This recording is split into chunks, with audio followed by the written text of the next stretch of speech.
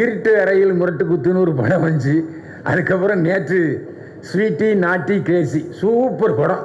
நிச்சயமாக அந்த படம் சூப்பர் கலக்கல் வசூலில் பண்ண போகுது. நீங்கள் அதுக்கப்புறம் நிறைய படங்கள் அதே மாதிரி வரும். எதுக்கு சொல்கிறேன்னா, அது நாட் ஒன்லி செக்ஸ் மூவி, அதில் வந்து ஒரு வித்தியாசமான ஒரு பரபரப்பான விறுவிறுப்பான கதை இருக்குது. அந்த டைரக்டர் மிஸ்டர் ராஜசேகர் நல்ல ஆரம்பத்துலேருந்து கடைசி வரைக்கும் நாற்காலி நுனியிலே உட்கார வச்சிட்டார். ஏன்னா ஏற்கனவே பழைய கதாநாயகி, முன்னையும் பெருசு, நம்ம அதாவது சுந்தரா ட்ராவல்ஸு ஒன்று நடிகை, அதுக்கப்புறம் இனியா, 2 பேரும் சேர்ந்து பயங்கர கலக்கல். அந்த கேமராமேன் ரொம்ப கொடுத்து வச்சார். அடிக்கடி க்ளோஸ்அப் அதையே காமிச்சிக்கிட்டு இருக்காரு.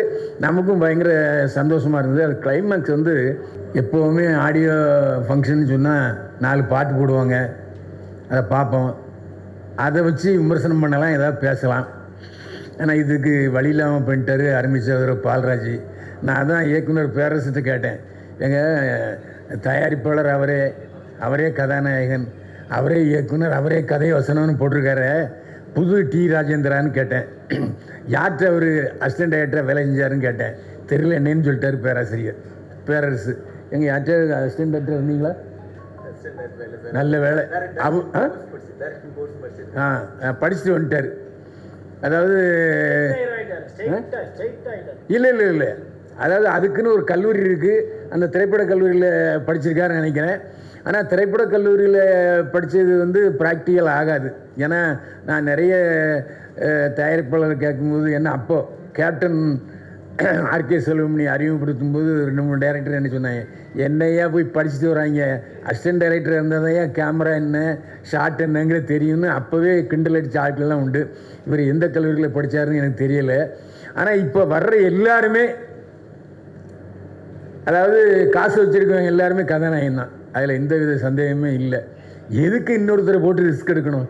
நாமளே நடித்து அது லாபமோ நஷ்டமோ நாமளே ரிஸ்க் எடுத்துருவோம். இன்னும் ஒரு நல்ல விஷயத்தோட வர்றாங்க, அது நம்ம பாராட்ட வேண்டியது தான். அதில் எந்த சந்தேகம் இல்லை. இந்த போஸ்டரை பார்க்கும்போது ஒரு பக்கம் விஜய் சேதுபதி மாதிரி இருக்கார், இன்னொரு பக்கம் சிவகார்த்திகை மாதிரி இருக்கார். ஏன்னா அவருடைய ஃபேஸ் வந்து ஒரு பக்கத்து வீட்டு பையன் மாதிரி நமக்கு தோணுது. இதில் முக்கியமான விஷயம் ஒன்று நான் சொல்ல கடமைப்பட்டிருக்கேன். அருமைச்சவர் அன்பு செழின்னு சொன்னார், என்கிட்ட வாங்க நான் ஹெல்ப் பண்ணுறேன்னு. எங்கள் ஃபைனான்ஸ் வாங்கி கொடுப்பீங்களாங்க? கரெக்டான நேர்மையாக கரெக்டாக இருந்தால் எத்தனை கோடி வாங்கிடுவோம். ஏமாற்ற வந்து கிட்டே சேர்க்க கூட்டு உதப்போம். இதில் முக்கியமான விஷயம் என்னென்னா, இப்போது படம் தயாரிக்கிறது ஈஸி, ஃபைனான்ஸ் வாங்குறது கூட ஈஸி தான். ஏன்னா ஏதாவது நிலத்தை கொடுத்து வாங்கிடலாம். ஆனால் தியேட்டர் கிடைக்கிறது தான் இப்போ கஷ்டமாக இருக்குது. சமீபத்தில் கூட சல்லியர்கள் படத்தினுடைய தயாரிப்பாளர் ஆரம்பித்தவர் சுரேஷ் கமாச் சொன்னார், எனக்கு மால் தியேட்டர்லாம் கிடைக்கவே இல்லைங்க அப்படின்னு வருத்தப்பட்டு சொன்னார். இதில் முக்கியமான விஷயம் என்னென்னா, நாட்டில் அரசியல் கட்சிகள் அதிகமாக இருக்கிற மாதிரி சினிமா தயாரிப்பாளர் சங்கமும் அதிகமாக இருக்குது. முதல்ல ஒரு சங்கம் ஒரு தொழில்னு சொன்னால் தான் கவர்மெண்ட்டை நாம் போய் அப்ரோச் பண்ண முடியும். இன்றைக்கி லெவலில் நம்முடைய இப்போ ஏன்னா எனக்கு தேர்தல் நடக்கலை. அருமைச்சவர் அன்பு செழின்னு வந்து தயாரிப்பாளர் சங்க தேர்தல் நடந்துட்டுன்னு சொன்னார், நடக்கலை. இனிதான் நடக்க போகுது. அதில் அதான் நடக்க போகுது. இதில் என்னென்னா, இப்போதைய நடப்பு தயாரிப்பாளர் சங்க தலைவர் வந்து இங்கே பார்க்காம அவர் சொந்த ஊரான காரைக்குடியில் போய் முதலமைச்சரை பார்த்துருக்காரு. ஏன்னா இங்கே கோட்டையில் அனுமதி கிடைக்கலையா என்னங்கிறது நமக்கு தெரியல. இந்த மாதிரி சூழ்நிலையில் இப்போ தமிழ் குமரனும் போட்டியிடுறாரு. இதுக்கு இடையில நடப்பு தயாரிப்பாளர் சங்கம்னு ஒன்று இருக்குது. இதில் ஒரு அரசாங்கத்தின் மூலமாக சலுகைகள் கிடைப்பதற்கு நடப்பு தயாரிப்பாளர் சங்கம் ஹெல்ப் பண்ணுமா, இல்லை தயாரிப்பாளர் சங்கம் ஹெல்ப் பண்ணுமா, இல்லை சிறு தயாரிப்பாளர் சங்கம் ஹெல்ப் பண்ணுவாங்கிறது குழப்பத்தில் தயாரிப்பாளர் இருக்காங்க. எல்லாத்தையும் பணம் இருக்குது, எல்லாத்தையும் படம் எடுக்கணுங்கிற அறிவாற்றல் இருக்குது. படம் ஒழுங்காக எடுக்கணும்னு சொல்லுங்களேன். படம் ஒழுங்காக எடுத்து நம்ம ஏன்னா அடுத்த போய் கை கட்டிக்கணும். படம் ஒழுங்காக எடுக்க சொல்லுங்களேன். நம்ம டைரக்டர் கொடுத்தா படம் எடுக்க சொல்லுங்கள். கவர்மெண்ட் நம்பியே படம் எடுத்தால் எப்படி கவர்மெண்ட் கொடுக்கும்? நம்ம ஆளுக்கு படம் கரெக்டாக எடுக்க சொல்லுங்களேன். நம்ம படம் எடுத்தால் எவன்ட்டு கை நீட்ட வேண்டியது இல்லைண்ணே. அவருக்கு சொல்லுங்க, பால்ராஜ் சொல்லுங்க. இப்போ அவர் தான் பேசுகிறேன், சொல்லுங்க. பால்ராஜ் சொல்லுங்க. ஏன்னா இப்போ சமீபத்தில் இல்லை, நாங்கள் இப்போ சமீபத்தில் இந்த வாரம் ஒரு 5 படம் தொடர்ந்து பார்த்தோங்க. இப்போ அண்ணனை வச்சு சொல்கிறேன், அரசாங்கத்தை நம்பி யாரும் படம் எடுக்காதீர்கள், சலுகையை நம்பி படம் எடுக்காது. உங்களோட உண்மையான கதையை நம்பியும் உங்களுடைய பணத்தை நம்பியும் உங்களுடைய திறமை நம்பி படம் எடுத்தால் யாருக்கிட்ட கை என்ற என்னுடைய அருமையான தாழ்மையான கருத்து. நன்றி. அண்ணன் தெளிவாக பேசுவார். நான் தெளிவாக பேசுகிறேன்னு அவரே பேசிட்டு போயிட்டார். இதில் முக்கியமான விஷயம் என்னென்னா, அவரை விட நாங்கள் தான் அதிகமாக படம் பார்க்குறோம். நமக்கே தெரியும், கடந்த 3 நாட்களாக 5 படம் பார்த்துருக்கோம். 5 படமும் ஒரே கிளைமாக்ஸ் உண்டா இல்லையா? 5 படமும் ஒருத்தர் லவ் பண்ணுறாங்க, அப்புறம் பிரேக்கப் ஆகுது, அப்புறம் மறுபடியும் சேர்றாங்க.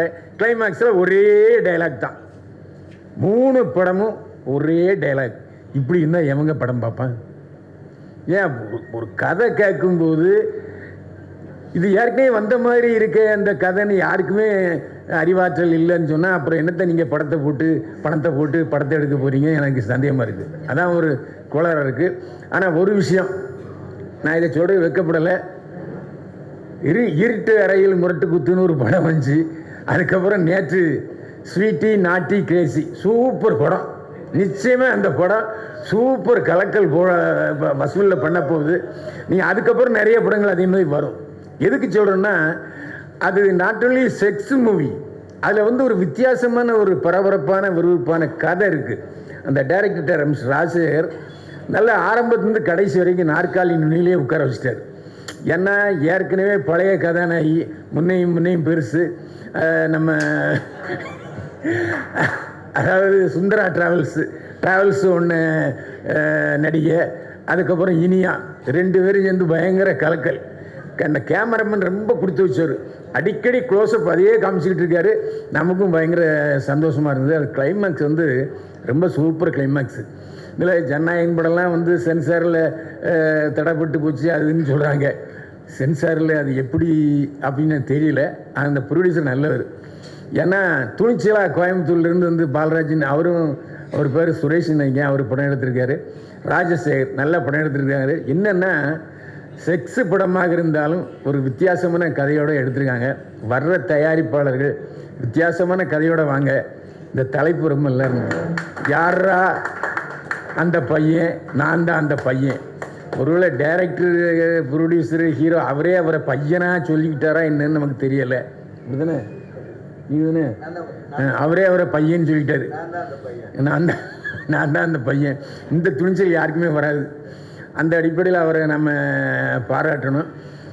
இதில் முக்கியமான அம்சம் என்னென்னா, எல்லாருமே சொல்கிறது வழக்கமாக ஹீரோயின்கள் வந்து ப்ரொமோஷனுக்கு கண்டிப்பாக வரணும், வரமாட்டேங்கிறாங்க. ஒருவேளை அவங்க மீட்டர் எங்கேயாவது ஓடுதான்னு நமக்கு தெரியல. அந்த அடிப்படையில் இங்கே வரலையாங்கிறது நமக்கு தெரியல. ஏன்னா இப்போல்லாம் வந்து ஹீரோயின் என்ன பேசுகிறாங்கன்னு சொன்னால் அவங்க ஒன்றும் தெலுங்கில் பேசுகிறாங்களா, ஹிந்தியில் பேசுகிறாங்களா, இங்கிலீஷில் பேசுகிறாங்க. நமக்கும் புரிய மாட்டேங்குது, கண்டென்ட் கிடைக்க மாட்டேங்குது. இதில் முக்கியமான விஷயம் என்னென்னா, ஆடியோ ஃபங்க்ஷன் சொல்லி 3 மணி நேரம் போட்டு கழுத்து இருக்கிறாங்க. ஆனால் எடிட்டர்கிட்ட போனால் 10 நிமிஷம் போங்க சார், எடுத்துகிட்டு போங்க சார், எவரும் பார்க்க மாட்டேங்கிறான்னு சொல்கிறாங்க. இதில் எங்களுக்கு உள்ள கஷ்டம் என்னென்னா, 3 மணி நேரம் உட்காந்து அந்த ஆடியோ ஃபங்க்ஷனை எடுத்து விட்டு 10 நிமிஷம் வராது. இப்போ புதுசாக யூடியூப்பில் போட்டிருக்காங்க, நீங்கள் ஏற்கனவே முதல்ல 5 பேர் போடுற அந்த கண்டென்ட்டுக்கு தான் காசு, மீதி எதுக்குமே காசு கிடையாது. அப்போ போட்டு என்ன பிரயோஜனம்? ஸோ நாங்களும் இதில் பாதிக்கப்பட்டிருக்கோம். அதனால் புதுசாக நாங்கள் கண்டென்ட் வந்ததுன்னா தான் எங்களுக்கு வந்து வருமானம். இப்போ தேவையில்லாமல் என்னையும் போட்டு நான் பேசலாம் போட்டு தம்ப்நெயில் போடுறாங்க. போடுறது என்னுடைய சகோதரர்கள் தான். நான் என்ன செய்ய முடியும்? சரி, அவங்களுக்கு சந்தோஷமாக இருந்தால் எனக்கு சந்தோஷமாக இருக்குன்ட்டு நான் விட்டுட்டு போயிடுறதான். எதுக்குன்னா, எப்படி தயாரிப்பாளர்கள் பாதிக்கப்படுகிறார்களோ அதே போல் நாங்கள் மீடியாக்காரங்களும் பாதிக்கப்படுறோம். இதில் முக்கியமான விஷயம் என்னென்னா, நான் போலீஸ் அதிகாரியாக இருந்திருக்கேன். போலீஸ் அதிகாரியும் வீட்டில் ஒழுங்காக சாப்பிட முடியாது, ஒரு நல்லது கெட்டதுக்கு போக முடியாது. அதே மாதிரி இந்த மீடியாக்காரங்களும் நல்லது கெட்டதுக்கு போக முடியாது. ஏன்னா எந்த சமயத்தை பாருங்கள், 5 மணிக்கு ஆரம்பித்து 7 மணி முடிஞ்சிருன்னு சொன்னால் வந்துட்டு இன்னைக்கு இப்போ மணி பாருங்க, வீட்டுக்கு போனாச்சுன்னா யோ எத்தனை மணிக்கு வரேன்னு சொன்னேன், வீட்டில் ஒரே பாட்டு. ஆக நமக்கு அங்கே ஒரு இடி இங்கே ஒரு இடி. ஆஃபீஸுக்கு போனால் என்னையா நியூஸ் எடுத்து வந்திருக்க, கண்டென்ட்டே இல்லை, நானேயா கண்டென்ட் கொடுக்க முடியும்? இப்படி ஆக நாம் எப்படி தயாரிப்பாளர்கள் சிக்கலில் இருக்கிறார்களோ அதே போல் மீடியாக்காரங்களும் நாங்களும் சிக்கலில் தான் இருக்கோம். ஏன்னா எத்தனை யூடியூப்பு இனிமேல் அடுத்தாப்போ வரப்போகுது, இருக்கிற மூட போகிறாங்களேங்கிற பயத்துலேயும் தான் நாங்களும் இருக்கிறோம். இருந்தாலும் யாரா அந்த பையன், நான் தான் அந்த பையன், வெற்றி பெறுவதற்கு தம்பி பால்ராஜை வாழ்த்துகிறேன். ஏன்னா இந்த மாதிரி ப்ரொடியூசர்கள் வர்றதுனால தான் ஒரு 10-15 பேர், அது கிட்டத்தட்ட ஒரு 500-600 பேர் பொழைச்சிக்கிட்டு இருக்காங்க. ஏன்னா சினிமா இன்னைக்கு சொன்ன மாதிரி அன்புச்சிலையும் அடிக்கடி சொல்கிற மாதிரி புதிய தயாரிப்பாளர்களை நம்பித்தான் சினிமா இருக்கிறது. ஏன்னா பெரிய நடிகர்கள் பூரா வெளிநாட்டுக்கு போயிடுறாங்க, இல்லை வெளிய மாநிலத்துக்கு போயிடுறாங்க, இங்கே ஷூட்டிங் எடுக்கிறதே இல்லை. இந்த மாதிரி புதிய தயாரிப்பாளர்கள் தான் இப்போதைய சினிமாவை வாழ வைத்து கொண்டிருக்கிறார்கள். மேலும் தொடர்ந்து பல தயாரிப்பாளர் வர வேண்டும். வாழ்க வளமுடன். நன்றி, வணக்கம். ஒரு விஷயம் சொல்ல மறந்துட்டேன். இந்த படம் நான் மெயினாக பண்ணுறதுக்கான ரீசன் இருக்கும் இல்லையா? ஏன்னா நீங்கள் போஸ்டர்லேயே பார்த்துருப்பீங்க, ரொமான்டிக்கான சீன்ஸு இருக்கும். ஸோ ஃபஸ்ட்டு நான் டைரக்டர் சாரை மீட் பண்ண போகிறப்போ ஒரு ஸ்டார்டிங் என்னை கேட்டது வந்து, இதில் 2 லீட் இருக்காங்க. ஒரு லீட் வந்து நார்மல் டீசெண்டாக இருக்கும், இன்னொரு லீட் வந்து ரொமான்ஸ் சீன் வந்து நிறைய இருக்கும்னு சொல்லி கேட்டாங்க. அப்புறம் நான் இல்லை, ரொம்ப இன்டிமேசினாக நான் பண்ண மாட்டேன் அப்படி சொல்லியிருந்தேன். அதுக்கப்புறம் இல்லை, லிப் லாக் கண்டிப்பாக இருக்கும்னு சொன்னாங்க. இல்லை சாரி, நான் அது பண்ண முடியாது, எனக்கு கம்ஃபர்டபுள் இல்லைன்னு சொன்னேன். அப்புறம் சார் ரொம்ப கன்வின்ஸ் பண்ணாங்க, இல்லை முடியாதுன்னு சொன்னதுக்கப்புறம் நிறைய விஷயம் வந்து சார் அது புரிஞ்சுக்கிட்டது. அப்புறம் சரி ஓகே, நான் என்ன சீன் வருதோ அதை எடுத்துக்கலாம், சீட் பண்ணி எடுத்துக்கலாம், நிறைய விஷயம் அப்படி சொன்னாங்க. ஸோ நிறைய விஷயம் நாங்கள் அது இப்போது கிஸ் பண்ணுற மாதிரி இருக்கோம் அப்படின்னா அதை நாங்கள் நிறைய சீட் பண்ணி எடுத்தோம். அப்புறம் ஃபைனலாக அது நல்லபடியாக வந்துருச்சு. ஸோ இதெல்லாம் வந்து சார் சப்போர்ட் பண்ணியிருந்தார். இப்போ வேறு டைரக்டராக இருந்தால் இன்னும் இவங்க இவ்வளோ கண்டிஷன் போடுறாங்க வேண்டாம் அப்படின்னு சொல்லியிருக்கலாம். ஆனால் சார் என்னுடைய கம்ஃபர்ட்டையும் பார்த்து அவர் நிறைய விஷயம் அவருமே அதை பார்த்துக்கிட்டு பொறுமையாகவும் எக்ஸ்பிளைன் பண்ணார். ஸோ அதுக்காக தேங்க்யூ.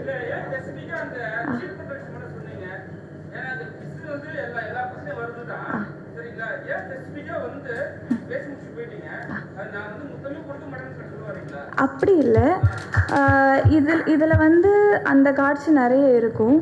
ஸோ அதுக்காக நான் ஆல்ரெடி சொன்னது வந்து லிப் லாக் பண்ண மாட்டேன்னு சொன்னேன். ஸோ அதனால் சீட் பண்ணி எடுத்துக்கலாம் அப்படின்றதுனால சார் அவர் சப்போர்ட் பண்ணார் இல்லையா, அந்த ஒரு விஷயம் சொல்லணும்னு நினச்சேன்.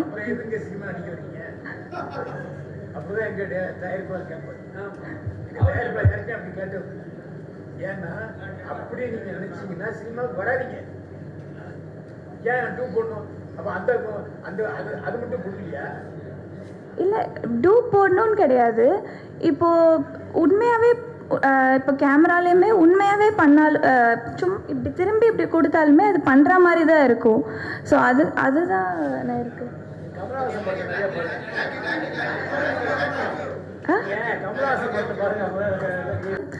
ஃபர்ஸ்ட் ஆஃப் ஆல் நான் பால்ராஜ் சாருக்கு தேங்க் பண்ணுறேன்.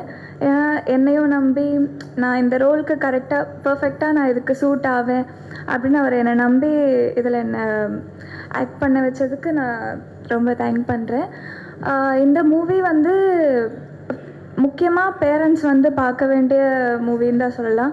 ஏன்னா இதில் நிறைய கருத்து இருக்குது. ஸோ எல்லோரும் அது பார்க்குற ஒரு படம் தான். உங்களோட எல்லாரோட சப்போர்ட்ஸும் கண்டிப்பாக எங்களுக்கு தேவை. So thank you. என்ன பரவாயில்ல சார், இது ஸ்வீட்டி நாட்டி கிரேசி, இந்த படங்கள்லாம் இளைஞர்களை குறிவிச்சு எடுக்கிற படம். இப்போ தான் தெரியுது இது பைல்வான் மாதிரி அளவுக்கு குறிவிச்சு எடுக்கிறாங்கன்ட்டு. அவ்வளவு சமீபத்தில் அவங்க தான் படம் பார்க்க வர்றாங்க இதில். அதனால் பைல்வானை ரொம்ப ரசித்து பார்த்துருக்காரு. அந்த இதுலேருந்து இன்னும் ஒரு விடுபடலை. எல்லாருமே மீடியாக்கள் உங்களை சேர்த்துக்கிட்டார் அவர். ஓகே, எனக்கு படம் பார்க்கணும் ஒரு ஆசை வந்துடுச்சு. பார்த்துருவோம். நான் மட்டும் இப்போ யார் அந்த பையன்? நான் தான் அந்த பையன்.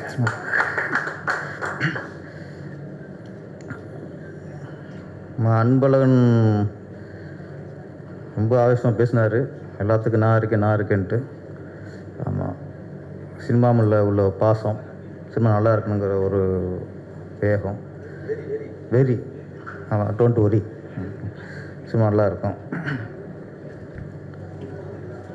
யாரா அந்த பையன், யாரா அந்த ஹீரோ, நான் தான் அந்த ஹீரோன்னு வந்துட்டார் அவர்,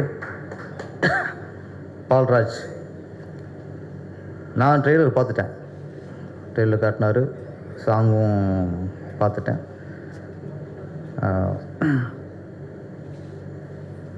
அதான் ஹீரோங்கிறதுக்கு இப்போலாம் இலக்கணம்லாம் ஒன்றும் இல்லை, தலக்கணம் இருக்கக்கூடாது, மறுபடியும் இலக்கணமும் இருக்கக்கூடாது. அதான்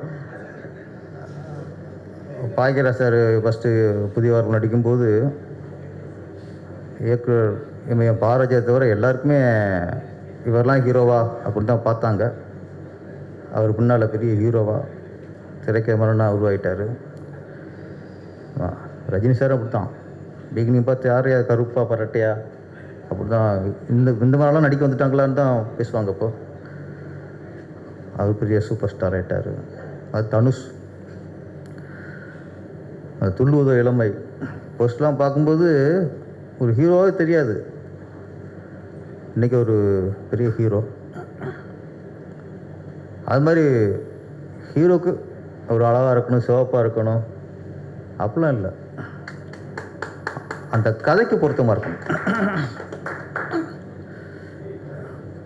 ஒரு கதாபாத்திரத்துக்கு யார் கரெக்டாக பொருத்தமாக இருக்காங்களோ அவங்க கதாநாயகன். இந்த படத்துக்கு யார் அந்த பையன், அந்த பையன், நான் ட்ரெய்லராக பார்க்கும்போது ஓகே, இந்த கதைக்கு இவர் பொருத்தமானவர். அவரே தயாரிப்பாளர், அவரே கதாநாயகன், அவரே இயக்குனர். ஒரு தன்னம்பிக்கையின் வெளிப்பாடு. இந்த கல்யாணம் பேசும்போது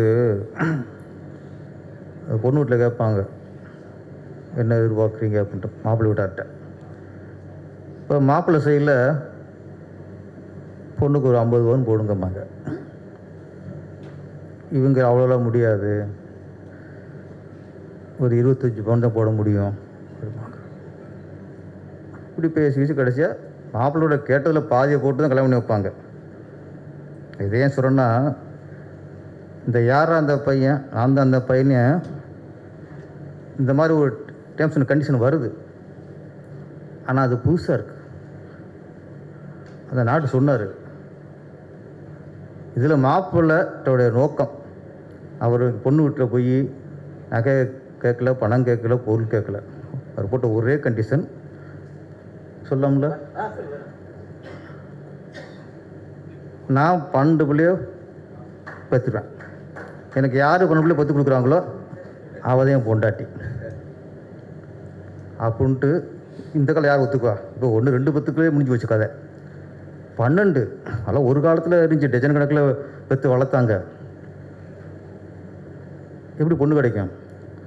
கடைசியாக ஒரு பொண்ணு பேசுகிறாங்க, இதே மாதிரி தான் 50 பவுன் கேட்கும்போது 25 பவுன் தான் போடுற மாதிரி அந்த பொண்ணு ஓப்பனாக சொல்லிடுது, நான் 6 பிள்ளை ஒன்று பெற்று தரேன்றது. ஒத்துக்கிறார், ஓகே, எதுவுமே ஒத்துக்கலை, ஏதாவது பாதிக்காத வந்துருக்கே அப்படின்ட்டு இருட்டார்கள் முரட்டு குத்து மாதிரி. எத்தனை குத்துன்னு தெரியல. அந்த 6 இல்லாமல் 25 பவுன் போடாமல் வெறும் 5 பவுன் போட்டால் அப்படி இருக்கும். அந்த மாதிரி ஒரு ஏமாற்றம் வந்ததுக்கப்புறம் தான் இந்த பையன் நொந்து சுண்ணாம்பாகி அதுக்கப்புறம் என்ன ஆகிறாங்கிறதான் இந்த யாரா அந்த பையன், நான் தான் அந்த பையன். ஆனால் அந்த யாரும் அந்த பொண்ணு தான் யாருன்னு தெரியல. இந்த பொண்ணை கொஞ்சம் காட்டியிருக்கலாம், 6 பிள்ளை பார்க்குற பொண்ணை பார்த்துட்டு காட்டியிருக்கலாம். எப்படி வரும்? நீங்கள் 12 பிள்ளை பார்க்குறோம்னா ஷூட்டிங் வந்ததே பெரிய விஷயம், இல்லை ஆடி லிஸ்ட் வருவா. ஆமாம், நிறைய சிறிய படங்கள் எல்லாம் பயமுத்துவாங்க, சின்ன படங்கள் ஓடுறதில்ல, சின்ன படங்கள் தியேட்டர் கிடைக்கிறதில்ல, அதெல்லாம் போய்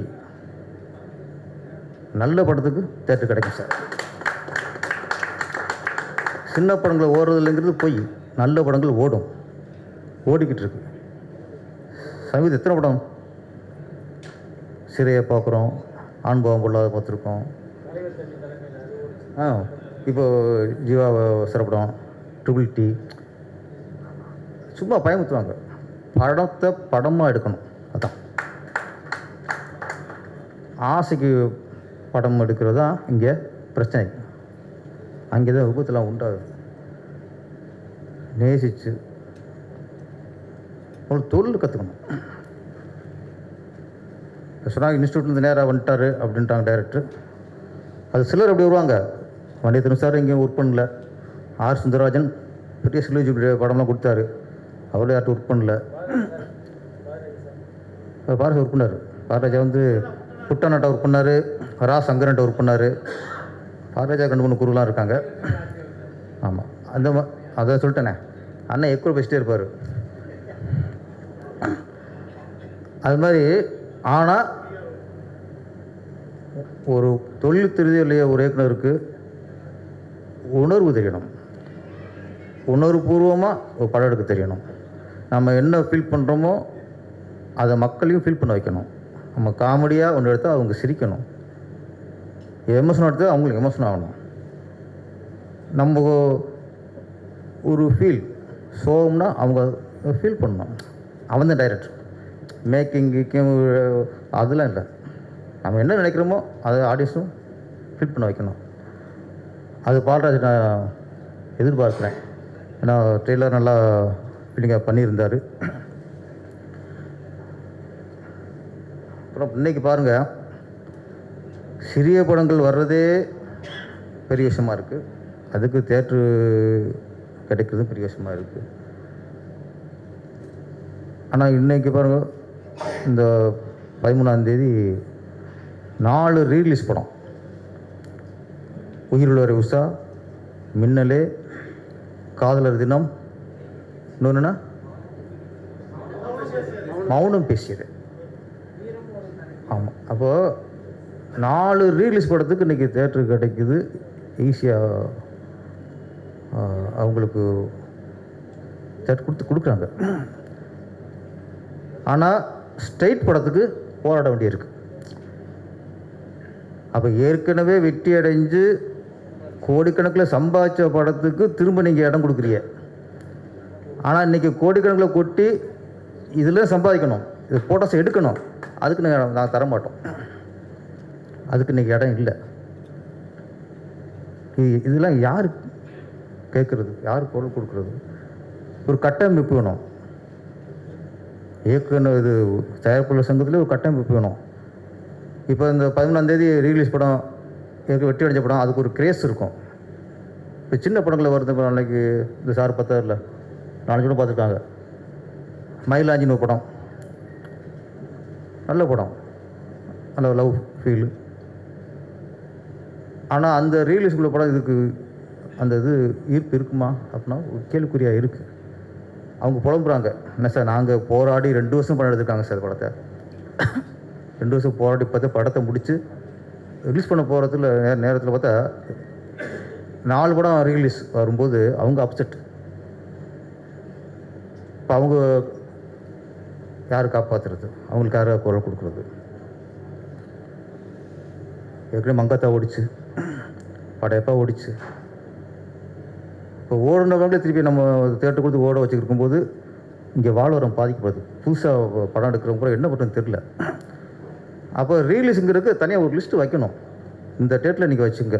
புது படங்கள் இப்போ கரண்டில் படம் எடுத்து புதுசாக ரிலீஸ் பண்ணுற படத்தை டிஸ்டர்ப் பண்ணக்கூடாது. இப்போ 13 படம் ரிலீஸ் ஆகுது, அதில் 4 ரீலீஸ், மற்ற எந்த படமும் ஒன்றும் என்னன்னு தெரிய மாட்டேங்குது. ஏன்னா இது பேசும்போது பயம் இருக்குது. சில சூழ்நிலைகள் நம்ம படம் நல்லா இருக்குது, சூப்பராக இருக்குது, எல்லாம் இருக்குது, ஓகே. ரிலீஸ் ஆகிற சூழ்நிலை ஒன்று இருக்குல்ல. ஒரு படத்தை வெற்றிக்கு காரணம் ரிலீஸ் ஆகிற சூழ்நிலையும் ஒரு காரணம். படம் என்ன தான் நல்லா இருந்தால் கூட சில சூழ்நிலைகளில் அது கொஞ்சம் மிஸ் ஆயிரும். அந்த சூழ்நிலை நம்மளே உருவாக்குறோம். அவங்களும் பிடிச்சிருதான், ரிலீஸ் பண்ணுறவங்களும் பிடிச்சிருதான், புதுசாக படம் பண்ணுறவங்களும் பிடிச்சிருதான். இந்த ரீலீஸு கொஞ்சம் ஆமாம் விடக்கூடாது. நீங்கள் அதுக்கு தனியாக ஒரு டைம் ஒதுக்குங்க. இல்லை ரீலீஸ் படம் ரிலீஸ் பண்ணுறவங்களும் ரிலீஸ் இப்போ பண்ணாமல் தவிர்க்கணும். ஏன்னா ஓடின படத்தை தான் ரிலீஸ் பண்ண முடியும், இன்னும் ஓடாத படத்தை ரிலீஸ் பண்ண முடியாது. இன்றைக்கி உயிரில் வர உஷானா பெருசாக ஓடின படம் இன்றைக்கி ரிலீஸுங்கும் போது ஆமாம் வந்துடும். இப்போ அமைக்க போதில் அது கொஞ்சம் அதெல்லாம் கொஞ்சம் கவனம் செலுத்தணும். அப்புறம் இந்த அவார்டு சொன்னாங்க தமிழக அரசு, இது எப்படின்னா இந்த வருஷம் 2026 ஒரு படம் ரிலீஸ் ஆகி அது தமிழக அரசு தேர்வு பெற்று அது தமிழக அரசு விருது அறிவித்தா அது எப்போ அனைவருக்கும் என் மனமார்ந்த நன்றி வாழ்த்துக்கள் தெரிவிச்சுக்கிறேன். நான் தான் யாரா அந்த பையன், நான் தான் அந்த பையன் படத்தோடைய கதாநாயகன், இயக்குனர், தயாரிப்பாளர் நான். இந்த கதை நான் ஆக்சுவலாக யார்கிட்ட அசிஸ்டண்ட்டாக ஒர்க் பண்ணீங்க அப்படின்னு கேட்டார் அண்ணன். நான் யார்கிட்டையும் அசிஸ்டண்ட்டாக ஒர்க் பண்ணல, நான் டைரக்ஷன் கோர்ஸ் படித்தேன். அதே போல் யார்கிட்டையும் போயிட்டு வேலை கேட்குறதோ இல்லை யார்கிட்டாவது போய் வாய்ப்பு கேட்குறதோ எனக்கு பிடிக்காது. அதனால் நான் என்னை தயார்படுத்திக்கிட்டேன். இது வரைக்கும் நான் யார்கிட்டையும் போய் வாய்ப்பு கேட்டதில்லை. எந்த இதுலேயும் நான் நடித்தா ஹீரோவாக தான் நடிக்கணும்னு நினச்சேன். அதனால் எனக்காக நான் ஏற்படுத்திக்கிட்ட கதை தான் இது. நான் என்னை நான் மெருகேற்றிக்கிட்டேன். அது பெரிய கதை அது. அதனால் நான் ஸ்ட்ரைட் ஹீரோ தான், நடித்தா ஹீரோவாக தான் நடிப்பேன் அப்படின்ற முடிவு பண்ணி தான் நான் இறங்கியிருக்கிறேன். இந்த கதை பொறுத்த வரைக்கும் ரொம்ப வித்தியாசமான கதை. ஆக்சுவலாக நான் நிறைய படம் பார்ப்பேன், நிறைய படங்களுடைய நிறைய படங்கள் நிறைய குறைகள் இருக்கும். இந்த கதை பொறுத்த வரைக்கும் குறை சொல்ல முடியாது, அந்தளவுக்கு நான் எடுத்திருக்கிறேன். ஏன்னா நிறைய படத்தை பார்த்த அனுபவம் தான் இந்த கதை நான் இந்த படத்தை நான் நல்லா எடுத்திருக்கிறேன். கண்டிப்பாக எனக்கு 100% நம்பிக்கை இருக்குது இந்த படம் ஜெயிக்கும் அப்படின்னு. 1% கூட சந்தேகம் இல்லை இந்த படம் தோக்கும் அப்படின்னு. கண்டிப்பாக சிறு திரைப்படங்களுக்கு ஒரு அதாவது ஒரு முக்கியத்துவம் கொடுக்குறதா கூட அட்லீஸ்ட் கொஞ்சம் என்ன சொல்கிறது, ஒரு உந்துகோலாக இருக்கணும் அப்படின்னு நான் நினைக்கிறேன். அதாவது ரசிகர்ஸையும் மீடியாக்களையும் திரையரங்கு உரிமையாளர்களும் சிறு படங்களுக்கு கொஞ்சம் வாய்ப்பு கொடுங்கன்னு கேட்குறேன். கண்டிப்பாக இந்த படம் ஜெயிக்கும். பட் இப்போ பொறுத்த வரைக்கும் திரைப்படங்கள் சிறு படங்களுக்கு முக்கியத்துவம் கொடுக்கறதில்ல. அது ஒரு மன வருத்தமாக இருக்குது. அது திரையரங்கு உரிமையாளர் கொஞ்சம் மனசு வைக்கணும்னு நான் நினைக்கிறேன். என்ன மாதிரி சிறு படங்கள் எடுக்கிறவங்களுக்கு கொஞ்சம் வாய்ப்பு அளிக்கணும்னு நினைக்கிறேன். இந்த படம் கண்டிப்பாக ஜெயிக்குங்க, எனக்கு 100% நம்பிக்கை இருக்குது. வேறு என்ன பேசணும்னு நினைக்கிறீங்களோ சொல்லுங்கள், நான் பேசுகிறேன்.